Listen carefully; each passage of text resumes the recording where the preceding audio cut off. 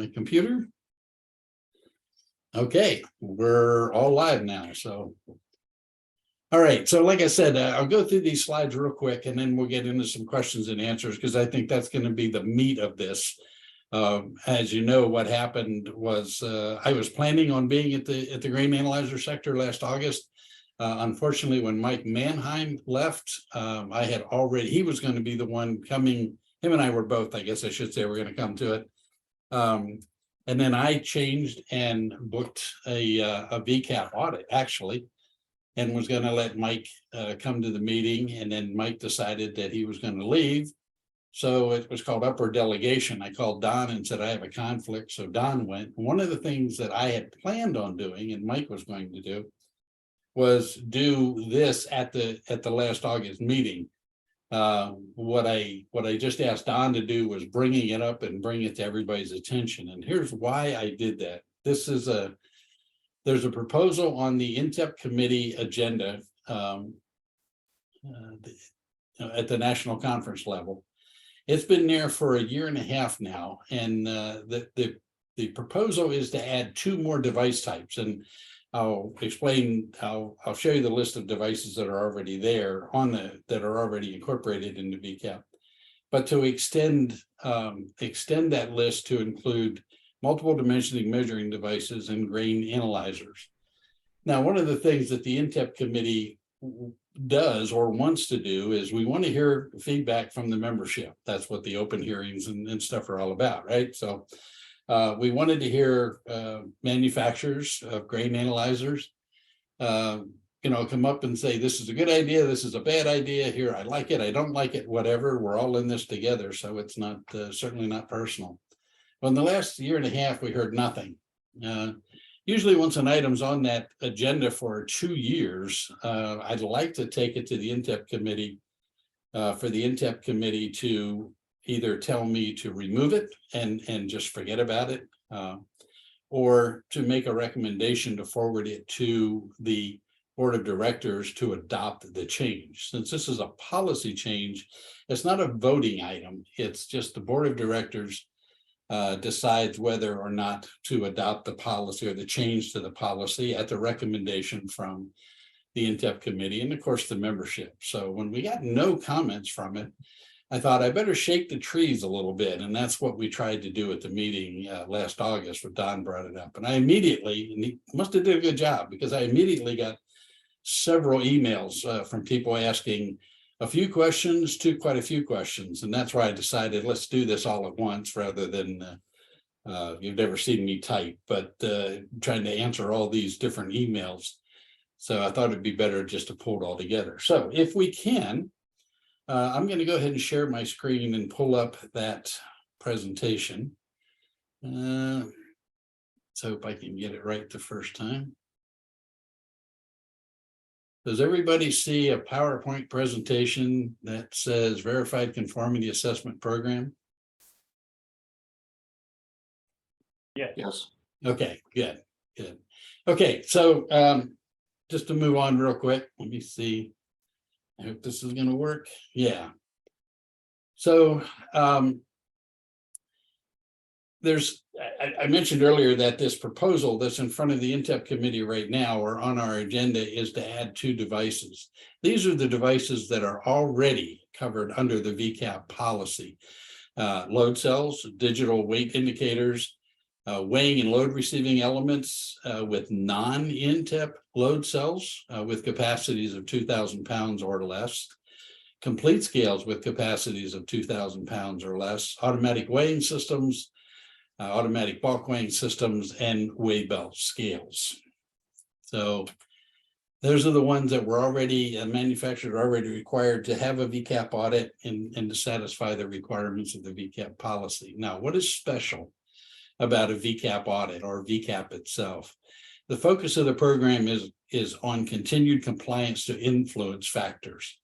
And that's a real important statement because a VCAP audit doesn't go look at your production. It doesn't go look at your design. It doesn't go look at your markings to see it's right. The question comes down to VCAP is what cannot be verified in the field? Well, calibration can be verified in the field. Markings can be verified in the field. But what cannot be are influence factors, and the influence factors that grain analyzers and all these devices are subjected to during the NTEP evaluation is their performance across a temperature range and their performance with voltage variations. Okay, so compliance to all requirements except temperature and voltage can be verified during field verification. So we don't want to mess with them. We're not out there to redo an NTEP evaluation. We're just out there to make sure that the product continues to meet the influence factors, and that cannot be done in the field. So it's done during a VCAP audit, or it's done by the manufacturer and the audit verifies that. Now, the testing does require specific test equipment, and the equipment has specific operating conditions. And then the test conditions and reporting must be correct, and the person performing the test must be trained. Now, I say that if your work instructions to do the test, to set up the equipment, to put it in the chamber, to run the chamber, and perform the actual test itself is all done on a computer, and you have to follow that step by step on the computer, then obviously the operator does not need to be trained, but there needs to be then some expertise in who wrote the program or who verified the program that does the testing. So there are lots of documents out there that talk about VCAP, and of course the one that's most important is the Handbook 44, the specification and tolerances. The examples here I used, I should have updated those, I apologize, but the examples are section 2-20, which is scales, and paragraph TN8, which is influence factors. And again, 2.24 for automatic weighing systems, the paragraph is T7. Again, it's influence factors. So if you go to the section in the handbook, find influence factors, those are the tests that need to be done during VCAP compliance. And then, of course, the NCWM publication 14. And I bring that up because the testing that is done matches that was done during the NTEP evaluation.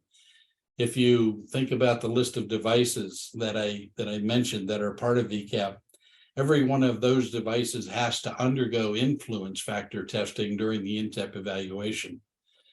And that's why grain analyzers do, as well as multiple dimensioning measuring devices. Why they were not included on the list in the very beginning, I can't answer that question. I don't know, but it showed up, and then the recommendation was to add them. So we're looking for feedback to do that. So again, it's the same testing that you would do during the NTEP evaluation for temperature and voltage changes. There's a lot of documents out there that support the VCAP. If you go to the NCWM website, go to NTEP, and then select on conformity. You can find an audit checklist for manufacturers. There's a separate audit checklist for private label holders. A private label is, of course, a company that holds an NTEP certificate for a device that they do not manufacture. It's manufactured by another company, and they just sell it as a private label, or they sell it under their name, their company name. The two audits are completely different. The manufacturer has to do the testing. Obviously, the private labeler does not have to test the products because it would have been tested by the manufacturer. So there's other things that we look at during that particular audit. It's a much simpler audit, I would say. There's a VCAP checklist supplemental guide. If you download the audit checklist, it's very short and to the point in the questions that it asks. If you want some more, what's the meat behind that question, what really is hanging in there, you can pick up the you can download and use the supplemental guide, and the numbers match. Question 1 equates to the supplemental guide, comment number 1, so on. There's several other supporting documents that are available on the website. Again, it's the same thing. There's a checklist, frequently asked questions. There's a couple white papers out there that are, well, how do I select my samples, the number of samples that I need to test, and so on and so forth. There's a lot of information out there. And of course, any question that you have, that you could not find the answer on, or you just want to send an email and get the answer. The email comes to me. The buck stops here, as they say. There's two main focuses of a VCAP audit. One is the quality management system, and the other one is compliance testing to the influence factors. The looking at the quality management system, what we look at there is, do you have a process to control design changes or engineering changes? If you have an if you're ISO 9001, which is not required, but if you are ISO 9001 certified, probably 90% of all the questions that had to do with the quality management system are already answered by that audit.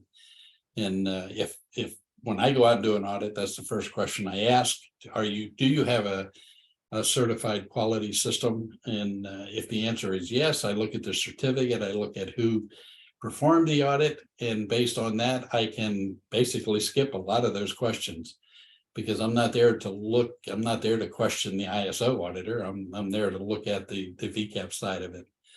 So there's a couple documents that are specific to VCAP, and that's what we would go over. But again, the quality management system is your design protected? Can anybody make a change to it, or does it have to go through an engineering change notification system? What happens purchasing if you're buying a load cell off of a manufacturer? If you look at the NTEP certificate always mentions the load cell that's used in the system. So if it says that you're using part number 1, 2, 3, part of the audit would be, show me that you're buying part number 1, 2, 3 from this manufacturer, and you're not going out and buying it from somewhere else by some other company, some other load cell manufacturer that maybe doesn't have NTEP certification on their load cell or whatever. Again, it's just to make sure that the system continues to perform the way it did during the NTEP evaluation. In the very beginning of this, when this program was first embedded, it was actually called Production Meets Type, but since it grew into Verified Conformity Assessment Program. The other side of it, in my opinion, the most important side of it, is the compliance test to influence factors. You can have a good quality system, but that doesn't mean you have a good and consistent product. The old saying goes, for an ISO auditor, I can make a product that doesn't work, and as long as I'm ISO 9000, I can be 9001 certified, as long as I make the same product all the time, and all of them do not work. So the quality system is important, but it's not the bottom line, in my opinion. It's the testing to the influence factors. So whether you have a temperature chamber and it's calibrated and traceable to a nationally recognized standard, and are you using traceable test weights and the voltage testing? Do you have a certified voltmeter so that you know that the voltage that you're putting into that unit during the test is accurate, is the same as what it should be? So those are the two main parts of it. If you break it down, we look at the quality system and then we focus on the testing. Again, I kind of jumped ahead to this one. The highlight of the quality system is design. It says manufacturing of the device, but we don't go out and look at your manufacturing process. We look at where you purchase the components from, the load cell, maybe a printed circuit board that has the analog to digital converter on it, and so forth. The program, the VCAP program, actually has it identifies the term metrologically significant components. So in some cases, some manufacturers that are undergoing VCAP already do not test their whole unit. Now, that's certainly an option. You can put your whole unit in the chamber and declare their whole unit is your metrologically significant component. But some manufacturers have everything on, for like an indicating element, have everything on one printed circuit board. And the only thing they test is that printed circuit board. And again, that's perfectly fine, because they've identified that analog to digital circuit on that board as being the important part of an indicating element that is affected by change in temperature. There's an appropriate sampling plan and acceptable criteria in place and operating. Sampling plan is in the policy. It's based on the number of samples that you have to test, is based on your production of those units. Now, there's a couple little asterisks on there. You can say that the quantity is determined by the actual number of products sold in the previous year. You can base your sampling plan on the number of units forecasted for the next year. And even if you're manufacturing it overseas, you can include in there the number of units that only came into the US market, because you might make the same product for different markets. They might have some slightly different requirements. So you could break that down and actually say, okay, I manufactured 10,000 of them, but only 4,000 went to the US. So that's what I'm basing my sample size on. You also have to have a non-conforming material system. So you know what happens there is, so you test one of these units, or you test two of these units, and they fail. Well, how do you handle that? Do you just fix that unit and send it on? Well, that's not the right way to do it in a good quality system, because you should go back and try to determine what happened. Why did that unit fail? Not just fix it and send it on, but determine whether you have a systemic problem, or whether it is just a one of a kind. Something happened, a bad solder joint or something like that. So, but that non-conforming process would help you step through that and help you come to a resolution, or at least peace of mind that you're approaching it the right way. Adequate control over subcontractors and sub-tier suppliers. That comes into place if you're subcontracting out modules, parts of this. I'm not talking about buying a load cell. I'm talking about maybe somebody assembling the unit for you, and then you load your software into it or whatever. There's all kinds of scenarios that can come up under that.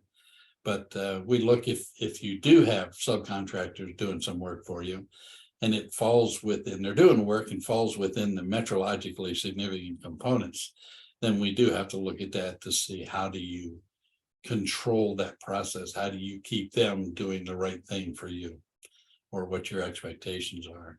And then, of course, the last one is the corrective action plan. Again, this is for non-conforming and non-compliant devices. So if you're doing the testing and one fails, you take it out, you set it on the shelf, and you test another one. Well, how do you control that one that is defective, to make sure that when your back is turned and somebody has an order that needs to ship, they don't grab that one and ship it?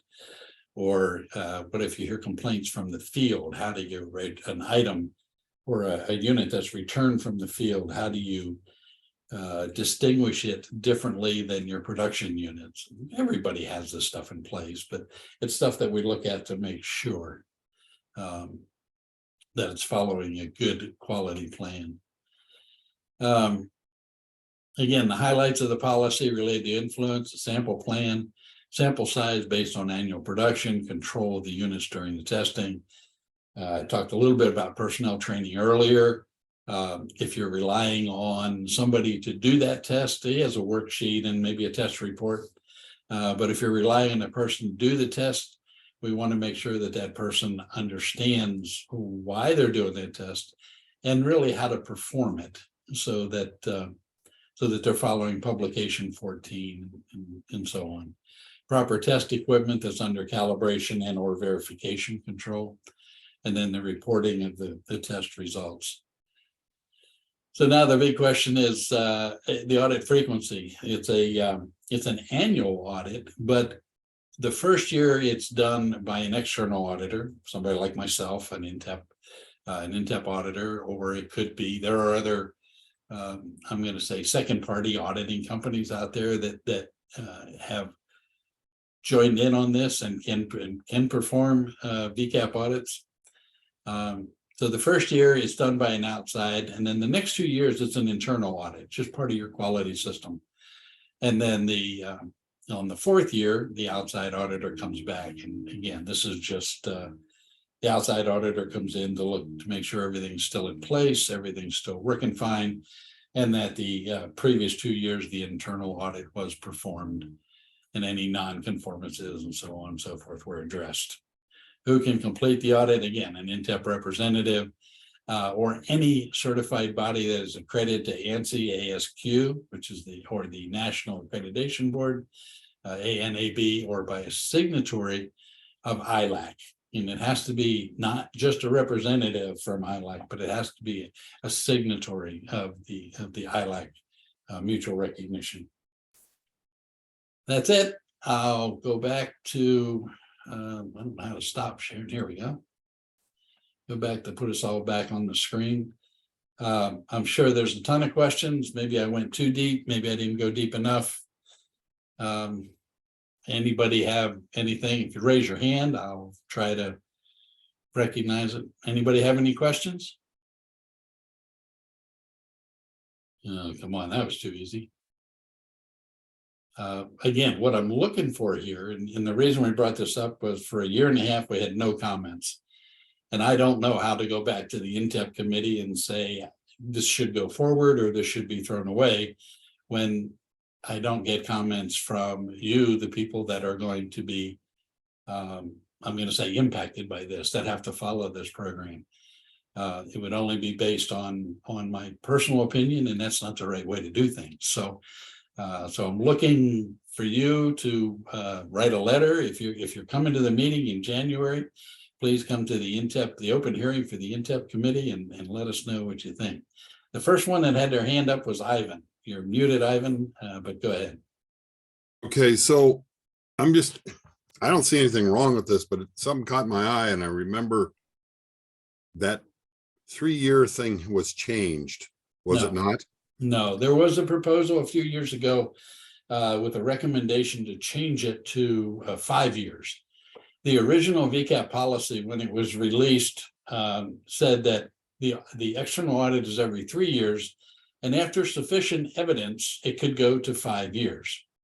A couple of manufacturers came to me and said, I want to go to 5 years. And when I looked at the policy and tried to figure out what that was, I didn't know what acceptable evidence was. So it came to the membership. We put it on the agenda, on the NTEP committee agenda, to try to determine what acceptable criteria to allow a manufacturer to go to the 5 year. We had some good comments, but we never got everybody to buy into it. One manufacturer thought it was this way. Another manufacturer thought this was a good idea. Some regulators thought different ideas. The end result of that was the extension to 5 years was removed from the policy 2 years ago. So no, Ivan, your memory is correct, but it went the other way. It did not extend. It stayed to 3 years only now. Which I'm in favor of, totally in favor of. Okay. Okay. So, Mike, I think you were next. I'm sorry, Ivan, were you done, Ivan? yes, I am. Okay, sorry. Okay, Mike, sorry. Yeah, this is Mike. I work for TSI Dickie John. Mhm. So the first thing is we at Dickie John at least didn't hear about this until August. So the year and a half thing, I don't know, for whatever reason, we hadn't heard about it until the meeting in August. Okay. But I know that we had reviewed the changes, and we are composing a letter coming out against this proposal for two main reasons. One, the quality audit portion of it, we already have that covered under ISO 9001. We produce underneath of that. In terms of the machine factors, we control the machine through our design validation, design control, things like temperature variation. That's already part of the UGMA math, and our work with FGIS on adjusting and compensating for those and adjusting the grain calibration files to compensate for things like that. It's already part of the core operation of the UGMA. So between those two, we do feel that we are well controlled in terms of the equipment, the grain moisture equipment. The other little wrinkle is there's, with a scale, you can put a calibrated weight on it and get a distinct measurement, but with a grain moisture meter, that doesn't really exist that way. Mm-hmm. So there's elements of that are harder to show. How do we calibrate this? And that's where the NTEP phase 2 with FGIS works into it. Mm-hmm. So that's where CSI Dickie John stands at the moment, and that's what we're working towards. We are working on composing a letter to send it to formalize that, but I just wanted to share that. Well, Mike, I appreciate that. And this is the exact type of feedback that we want to have, that we want to get, both good and bad. If you know, we need that information to, I need that information to go to the NTEP committee to say, hey, I think this is supported. I think this needs to go forward, or hey, this is a really bad idea. Understanding that the only reason these came up was somebody looked at the VCAP policy and said it's for devices that undergo influence factor testing during the original NTEP evaluation. And they looked at the list of devices and said was not complete. So this list was, these two devices were put on this proposal and thrown out there. And this is the type of feedback that we want. We weren't getting it, and that's why we rattled the tree a little bit in August. I did the exact same thing in the measuring sector, because there's a similar proposal for some measuring devices. So, Mike, I thank you for your input, and I look forward to receiving your letter. Dara, you're next. Hi, Darrell. Yes, this is Darrell from FOSS. So we are providers of NIR. I'm the product manager for Infratech, and I have the same concern as what he discussed, that we do the tests during the phase 2, and the temperature and everything is compensating within our calibration. Now is NIR, of course, but those are all tests that we have to pass in order to get the approval. I quite agree with him, and so the way you see this forward, Darrell, is that we send you a letter and explain why we think this shouldn't include us in the. That's correct, Dara. Yeah, like I said, I am looking for, and also the NTEP committee, and the NTEP committee chair is on the phone here with us. It's Ivan Hankins. Or on the Zoom meeting, I guess I should say, with us. This item gets put on it. It's like any other agenda item for any of the other committees. We create this proposal, we put it on our agenda, we introduce it at the January and the July meeting, and we ask for comments from the membership. We want those comments. We shouldn't be going off making a decision. We're all in this together, and you know, both of you, Dara and Mike, are correct. During the phase 2 testing, you're the only device that has any kind of phase 2 testing going on. Scales do not, so on and so forth. So we're just looking for that kind of feedback. So write a letter to the NTEP committee, to the chair, Ivan Hankins, or to myself. Even an email will be fine, and I'll take it forward to the NTEP committee meeting coming up here in January. Second week of January. If you're going to be at the meeting, stand up at the microphone. Just don't throw tomatoes at me, but you can stand up at the microphone and say you oppose this. So, yes. So that's the kind of stuff we're looking for. Sounds good. Then I'll do my best to at least send an email or a letter, official letter. Thank you so much. Thank you, Dara. Anybody else have any comments? Yes, this is Larry. From Perkin-Elmer. Yeah, I guess I share in the same consent as the rest.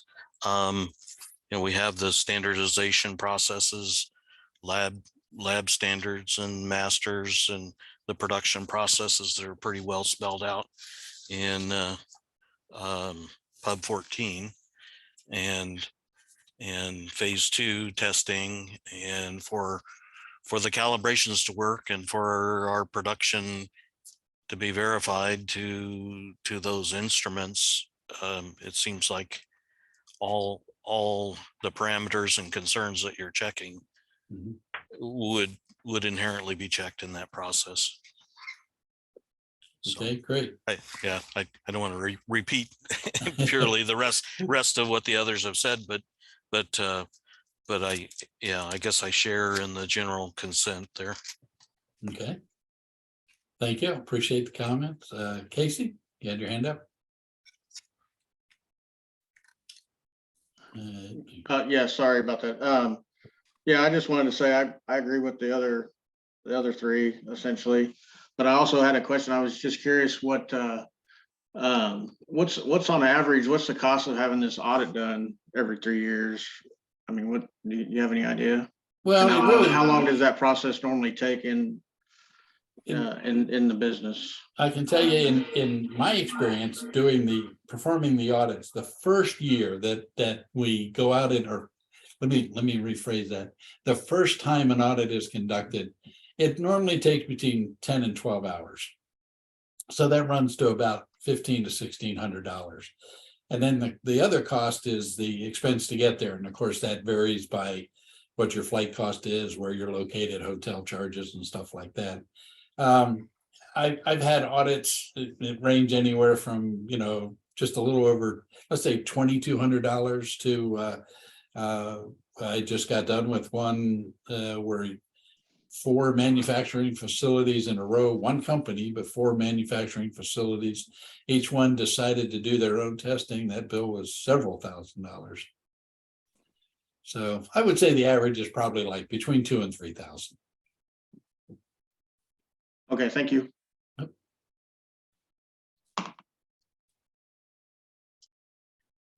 Any other questions? Anybody else? This is Larry again. Maybe as a follow on to that, the locations of audits might need to be in Estonia or Sweden Mhm. and Auburn, Illinois, Mhm. or Auburn. Listen to me, Springfield, Illinois. So those travels would all be a part of that cost. Huh? Well, they would be, but I'd want to sit down and talk to you and say, where is this part of it done? I mean, if the testing is done in one facility and maybe your quality control is managed by a different facility, but all the facilities are under one quality system, then they don't have to go to all the different facilities. Really, I did an audit with a particular manufacturer, obviously not in the grain business, but in the scale business, where they had 4 manufacturing facilities, but they consolidated all their testing at one location, and their quality system was the same for all 4 manufacturing plants, run by a quality manager at one of the facilities. So the way we worked that out is everything was online. The quality manager and I met at one facility where they did the testing. So there was 4 facilities that did all of this, but we only had to audit. We only had to go to one facility. And again, I'm not looking. The reason for that is I'm not looking at the production or anything like that. I'm looking at the quality system. Is purchasing under control? Is engineering under control? And then what's the test? So if they do all the testing at one spot, we only have to go to one spot. Yeah, unfortunately, in our case, it's 3 spots. Yeah, there's I did an audit 3 completely different countries. Yeah, it happens. Sure. Okay. Anybody else? Would audits from other countries on the manufacturing and quality system, German country, France, would those be supportive items to maybe mitigate those particular legs of the trip? Sure. Like I said, each one is, when you have I'm going to say a special situation, and maybe anything outside of everything being done at one location in one country somewhere is maybe a special consideration. We know that the world's getting smaller and companies are getting more and more global all the time. I did do an audit where actually from the weights and measures side, I look at the weights and measures folks to be a big asset in the European Union because of the testing requirements. If you take an ISO 9001 auditor, he might not even know what a scale is or what a temperature chamber is, much less how to test it.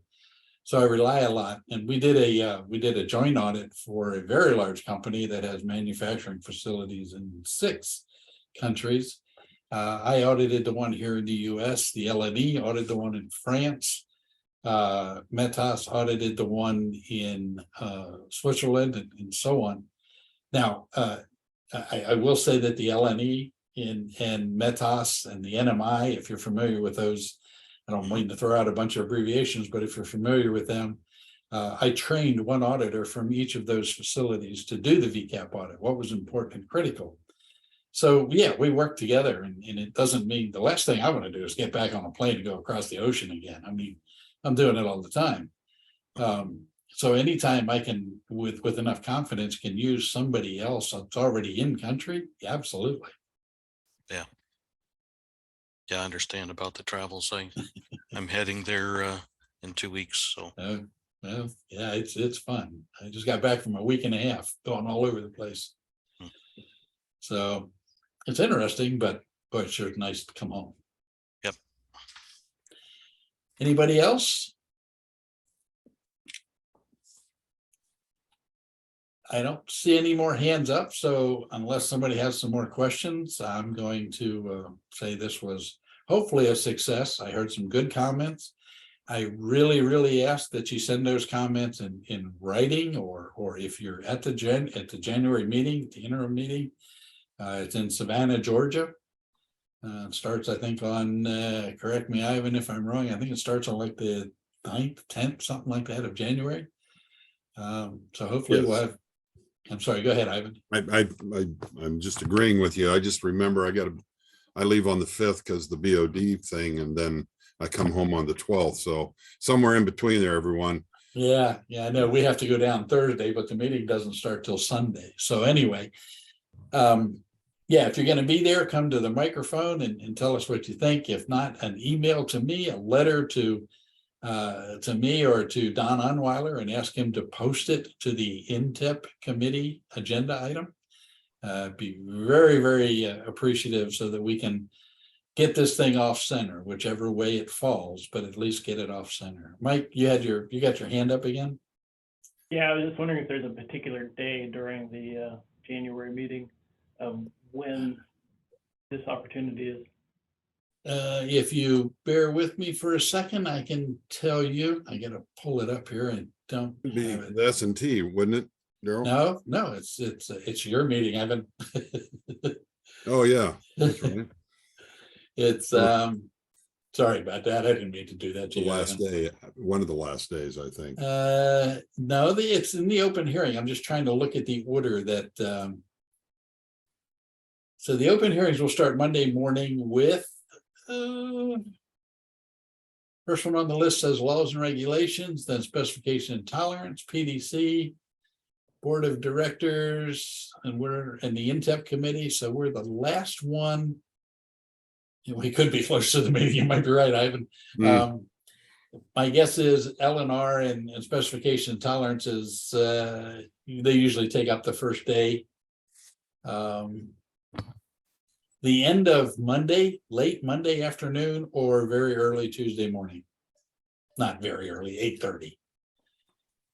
Somewhere in there would be my guess. We're always the last one, so I hate to go on record saying this, especially with being recorded, but my guess is probably somewhere around 10 o'clock, 9:30, 10 o'clock on Tuesday morning. It's the NTEP, it's the board of directors / NTEP committee open hearings under the official sessions. Then what Ivan, I think, was talking about, we go into our work sessions and stuff, and then the outcome of what the NTEP committee decides is going forward is at the end of the meeting, when all the committees report on the on what am I trying to say? They report on the status. Yeah, everything that was discussed. Yeah, move forward. Yeah, the status of the agenda items. That's probably the most important one. That's why Ivan jumped right to that meeting. But to come to the microphone, I would say probably Tuesday morning around 10 o'clock, something like that. if you're there, keep your eye open, because sometimes it goes very slow. And the board of directors is running up there with 15 minutes to have their open hearing, and sometimes it goes very fast, and we're done on Monday afternoon, evening, late afternoon, excuse me. Interims have been known to be not real consistent sometimes. Yeah, the interim obviously is the work session. Everybody calls it the work session, so a lot of discussion goes on at the microphone, so things tend to take up all the time that they can.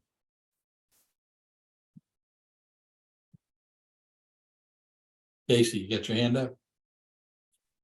Yeah, I may have missed it when you first were talking about this recording this meeting. Were you gonna post that or email Well, I it? was, before we, I got the request about, I think Larry or somebody, it doesn't matter who, asked if we recorded it, and nobody had any objections to it. So I guess my question is, what do I do with the recording? I recorded it to my computer. I can send it to Don and ask him to put it up on the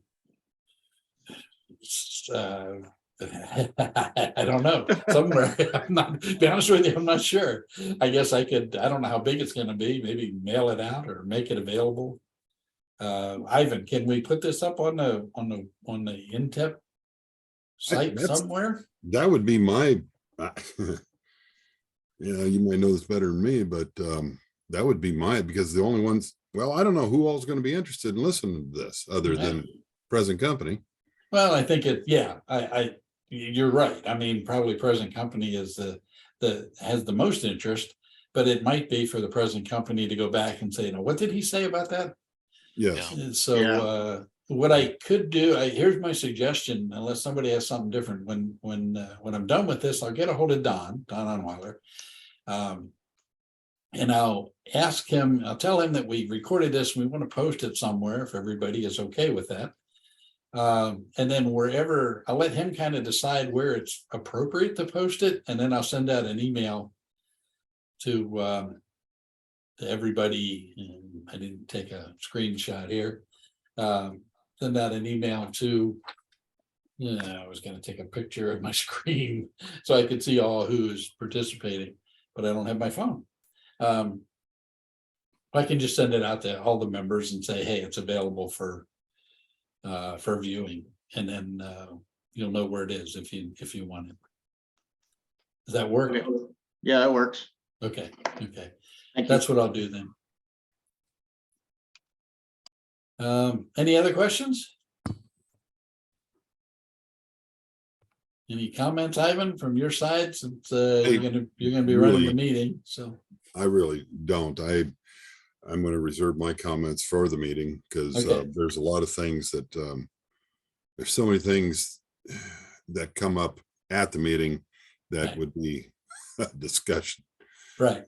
Yeah, and I didn't mean to put you on the spot. And that's the other thing, I guess. I said, send me an email, send a letter to me, or send a letter to Don or to Ivan, he's the chairman. If you see us in the hallway while we're there and you want to talk about this, meetings like this, sometimes just as much work gets done in the hallways or as much information gets communicated in the hallways as it does in the open hearing sometimes. So Sometimes free. it's better understood in the hallways too. well, that's absolutely correct. Yeah. So, okay. Any other questions? If not, I'm going to stop the recording and end the meeting, and I wish everybody a happy and healthy Thanksgiving. Yay. Yeah, for Thank sure. you. Bye. Okay, bye-bye, everybody. Bye-bye. Thanks. Thank you. Bye-bye. Now, how do I?